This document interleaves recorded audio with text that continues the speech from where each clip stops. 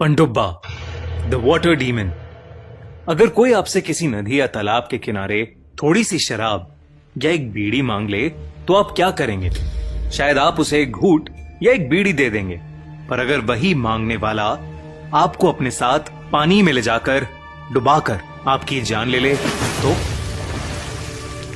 मोहन बिहार के गया जिले के एक छोटे से गांव में रहता था और एक दिन बाद उसका जन्मदिन था। वो 18 साल का होने वाला था। उसके ज्यादा दोस्त नहीं थे, तो उसने सोचा कि वो अपना जन्मदिन अपने माँ बाप के साथ मनाने के बाद खुद को एक छोटी सी पार्टी देकर स्पेशल बनाएगा। पर उसे क्या पता था, पर ये उसकी जिंदगी की सबसे भयानक पार्टी होने वाली थी। मोहन की उम्र ज्यादा तो नहीं थी, पर उसके कुछ कम उम्र दोस्तों ने बीड़ी और शराब पीना शुरू कर दिया था। मोहन को लगने लगा था कि शायद बड़े होने का मतलब बीड़ी और शराब पीना ही था। उसने डिसाइड कर लिया था कि इस साल अपने जन्मदिन पर वो कुछ बड़ों वाला काम करेगा। मोहन ने प्लान बनाया था कि वो स्कूल से आएगा, मम्मी पापा के साथ खाना खाएगा और सबके सोने के बाद अपने पापा की अलमारी से बीड़ी निकाल लेगा और एक प्लास्टिक की बोतल में उनकी थोड़ी सी विस्की डालकर अपने बर्थडे को सेलिब्रेट करेगा। बहुत दिमाग लगाने के बाद मोहन को आइडिया आया कि वो अपनी पार्टी किसी ऐसी जगह करेगा जहां उसे कोई नहीं देख सकता था, और गांव के पास वाले तालाब से बेहतर जगह हो ही नहीं सकती थी। उस तालाब के पास रात के समय कोई नहीं जाता था, लेकिन उस गांव के लोग कहते थे कि 10 साल पहले एक लड़के की उसी तालाब में पनडुब्बा के हाथों मौत हुई थी। पनडुब्बा के बारे में मोहन ने कई चीजें सुनी थी। कोई कहता था कि पनडुब्बा उस तालाब में रहने वाला एक राक्षस था, तो कोई कहता था कि अगर उस तालाब के पास कोई जाता है तो कोई जानवर जैसी चीज उसे पानी के अंदर खींच लेती है। पर मोहन इन सब बातों में नहीं मानता था। उसे लगता था कि ये बस बच्चों को डराने के लिए बनाई हुई कहानियां थीं। फाइनली मोहन का जन्मदिन आ गया और वो अपने प्लान के मुताबिक पहली बार इतनी रात में घर से बाहर निकलकर उस तालाब के पास जा रहा था। रास्ते में एकदम अंधेरा और गहरी शांति थी। मोहन अपने फोन की टॉर्च ऑन कर खेतों के बीच से जा रहा था, जहां उसे बस अपने कदमों और झिंगुरों की आवाजें आ रही थीं। तभी उसे अपने सामने वो तालाब दिखा। मोहन के अलावा वहां दूर दूर तक कोई नहीं था। उस तालाब पर सन्नाटा छाया हुआ था।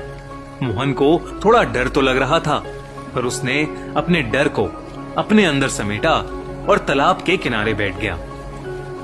वो नहीं चाहता था कि उसे कोई भी वहां देख ले, इसलिए उसने अपने फोन की टॉर्च भी ऑफ कर दी। हर तरफ केवल अंधेरा था, बस चांद की रोशनी थी जो उस तालाब पर पड़कर आसपास फैल रही थी। तालाब के पानी की शांति के साथ दूर दूर तक बस झिंगुरों की ही आवाजें आ रही थीं।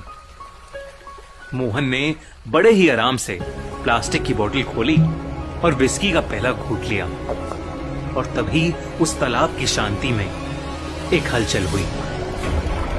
दोस्तों, द क्राइम शो के नए एपिसोड में हम लाए हैं एक बहुत ही क्रीपी ट्रू क्राइम स्टोरी। 18 साल की ग्रेस अपने बर्थडे की रात हो जाती है लापता। इन्वेस्टिगेशन पर पता चलता है कि उसे डेटिंग ऐप टिंडर पर एक लड़का मिला था जो कि एक साइको था, और उससे मिलने के बाद से वो गायब है। क्या हुआ ग्रेस के साथ, जानने के लिए देखिए हमारी नई स्टोरी टिंडर मर्डरर हमारे नए crime channel the crime show पर। लिंक डिस्क्रिप्शन और पिन कमेंट में। मोहन ने पीछे मुड़कर देखा तो वहां कोई नहीं था। उसे लगा कि कोई तालाब का मेंढक या मछली होगी, तो उसने उस पर ज्यादा ध्यान नहीं दिया, और अब अपनी जेब से एक बीड़ी और माचिस का डब्बा निकाला। उसने बीड़ी अपने मुंह में रखी और जैसे ही उसने माचिस जलाई, उस आग की रोशनी में उसे अपने पास कुछ दिखा। उसने माचिस की लौ को साइड में किया, पर अब वहां कोई नहीं था। उसे लगा कि ये सब उसके मन का डर है, तो उसने विस्की का एक और घूंट लिया, फिर आंखें बंद की और वहीं लेटकर बीड़ी पीने की कोशिश करने लगा। अचानक उसे महसूस हुआ कि ठीक उसके मुंह के पास कोई है, जिसकी सांसें मोहन के चेहरे पर आ रही थीं। मोहन ने आंखें खोली तो उसे 2 चमकती नीली आंखें दिखीं, जिसे देखकर वो घबरा उठा। वो डर के मारे झटपटाया तो वो नीली आंखें उससे थोड़ा पीछे हो गईं। मोहन घबराहट के मारे वहां से उठा और अपनी टॉर्च जलाकर उसने देखा कि उसके बगल में एक बहुत ही अजीब सा जीव बैठा था, जिसका पूरा शरीर काई से भरा हुआ था। उसके हाथ और पैर दोनों उल्टे थे, नाक बेहद बड़ी और लंबी, बड़ी बड़ी बाहें और 2 हाथी जैसे धारदार दांत थे। वो मोहन से एक धीमी पर साफ आवाज में बीड़ी और शराब मांग रहा था और अपनी बड़ी भयानक आंखों से उसे घूरते हुए अपने बेहद ही नुकीले नाखूनों वाले हाथ मोहन की तरफ बढ़ा रहा था। जैसे ही मोहन ने उसे अपने पास आते देखा, उसका खून जम गया, क्योंकि उसे समझ आ गया था कि वो पनडुब्बा ही है जिसके बारे में सभी गांव वाले बात करते थे। और गांव वालों के अनुसार पनडुब्बा किसी को भी डूबने से पहले उससे तंबाकू या शराब ही मांगता है, और मोहन के पास दोनों थे। पनडुब्बा फिर से अपनी धीमी आवाज में बोला और मोहन से बीड़ी और शराब मांगने लगा। वो धीरे धीरे अपने नुकीले हाथ मोहन के चेहरे के बेहद करीब ले आया। मोहन, जिसके एक हाथ में बीड़ी और दूसरी हाथ में शराब थी, वो सुन्न पड़ गया और उसके पसीने छूटने लगे। पनडुब्बा अब धीरे धीरे उससे बीड़ी और शराब मांगते हुए उसके और पास आ रहा था। वो बस अब उससे एक सांस की दूरी पर था कि तभी मोहन ने वहां से भागने की कोशिश की, पर पनडुब्बा ने उसे पकड़ लिया और उसे लेकर तालाब के अंदर कूद दिया। मोहन को आखिरी चीज जो महसूस हुई वो ये थी कि पनडुब्बा उसे तालाब के सबसे गहरे हिस्से में ले जा रहा है और उसकी सांस धीरे धीरे खत्म हो रही है।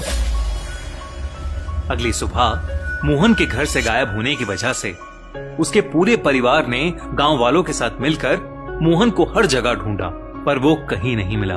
फिर जब सब हिम्मत करके तालाब के पास गए तो उन्होंने देखा कि तालाब के किनारे एक प्लास्टिक बोतल और बस एक आधी बुझी हुई बीड़ी पड़ी थी, और उसी तालाब के बीचों बीच एक लाश तैर रही थी, जिसके मुंह, आंख और नाक सब तालाब के गंदी काई से भरे हुए थे। वो लाश और किसी की नहीं बल्कि मोहन की ही थी। मोहन की लाश को देखकर सबको यकीन हो गया कि उसका ये हाल और किसी ने नहीं बल्कि पनडुब्बा ने ही किया था। बिहार में कई इलाके ऐसे हैं जहां लोग पनडुब्बा के भूत से डरते हैं। अक्सर जो इंसान तालाब में डूब कर मर जाता है, उसकी आत्मा को मुक्ति नहीं मिलती और वो पनडुब्बा बन जाता है। कहते हैं कि वो तालाब या नदी के किनारे वाले हर तंबाकू या शराब पीने वाले इंसान से अपनी शराब और तंबाकू की तलब पूरी करने की मांग करता है और फिर उसी इंसान को पकड़कर पानी में डुबाकर जान से मार देता है। ऐसा ही एक पानी का राक्षस यानी वाटर डीमन जापान में भी पाया जाता है, जिसे वहां के लोग कप्पा कहते हैं। तो दोस्तों, अगर तंबाकू और शराब की वजह से होने वाली बीमारी से अगर जान बच भी जाए तो पनडुब्बा आपकी जान जरूर ले लेगा, इसलिए सावधानी बरतें।